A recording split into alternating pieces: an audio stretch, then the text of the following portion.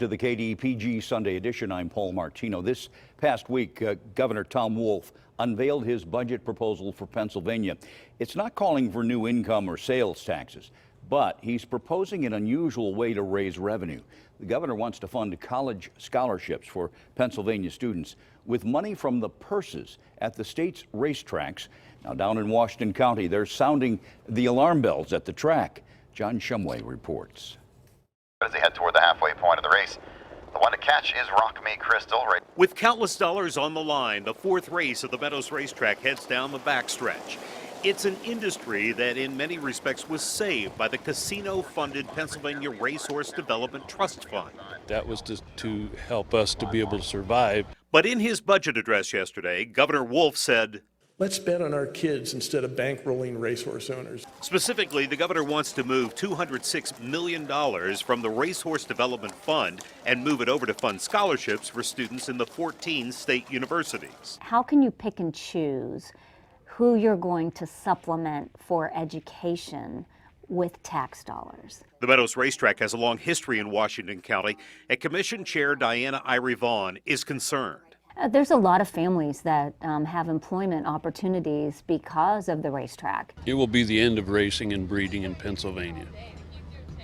There's no equivocation about it. From the track to the farms and all the businesses and people combined, the Meadows Racetrack impacts about 4,000 people. Folks here say the governor's proposal would take most of the purse money. I'm thinking probably total purse is $20 million a year divided for the 6 tracks, which is, basically horse blankets we're racing for. Nobody could keep up, make a living.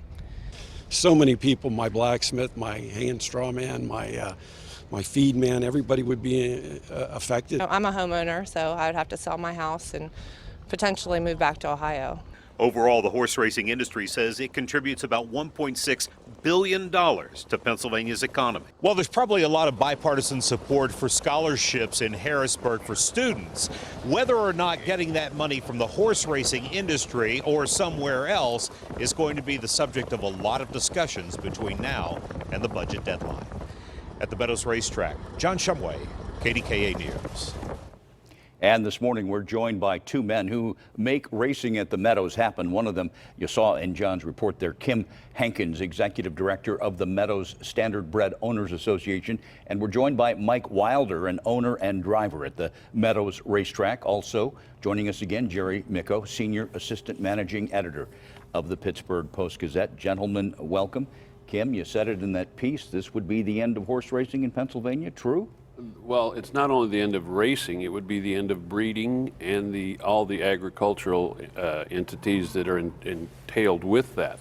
Our economic impact, as stated in there, is $1.6 billion, but we also, racing-related entities in Pennsylvania, in the Commonwealth, are over 23,000 jobs, and I would definitely say that the vast majority of them would be out of work or have to relocate.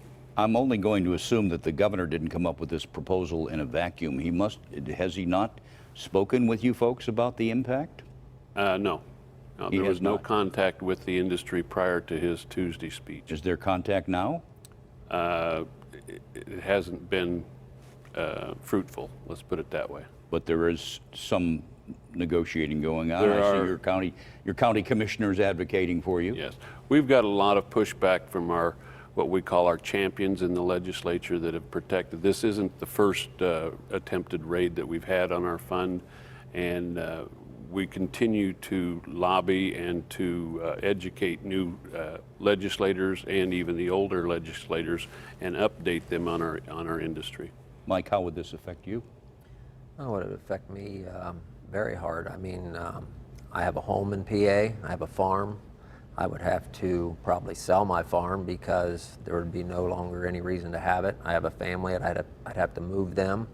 I have employees that depend on a job in PA, which I employ them as well as hundreds of other people, thousands of other people along the Keystone State.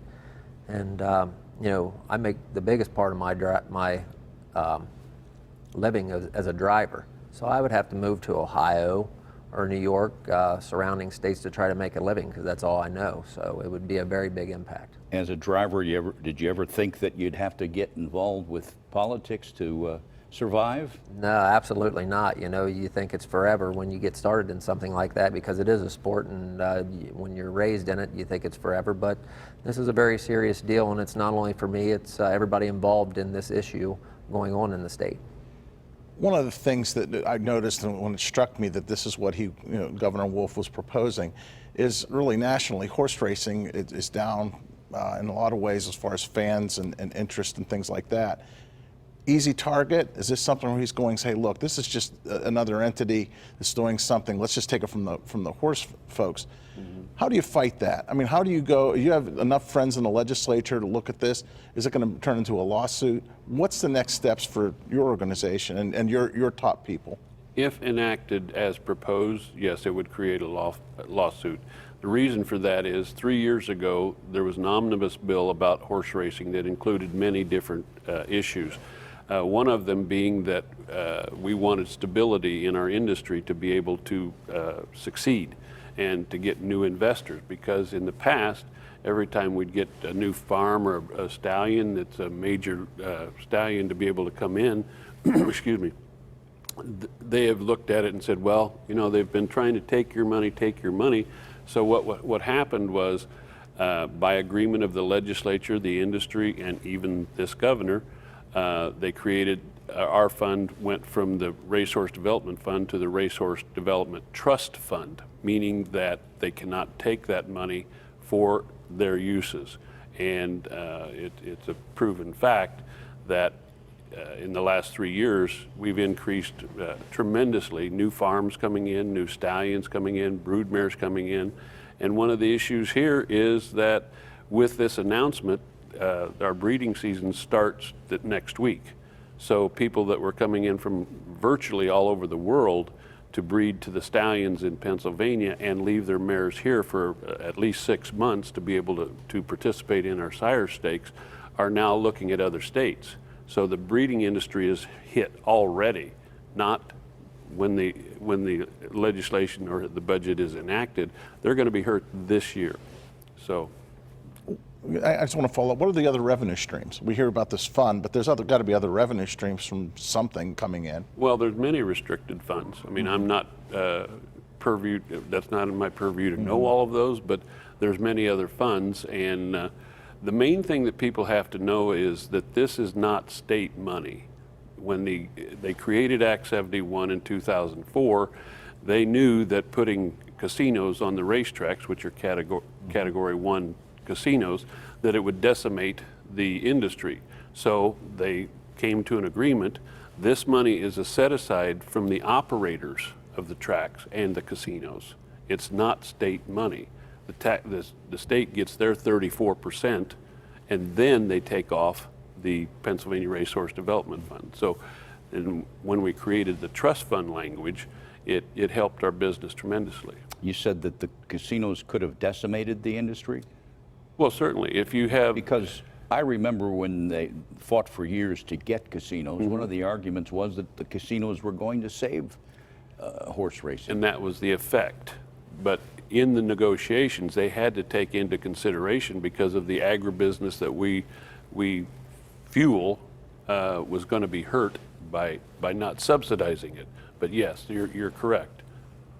Gentlemen, do you have any other ideas for funding college scholarships, which we all know the cost of college is enormous? Personally, I don't.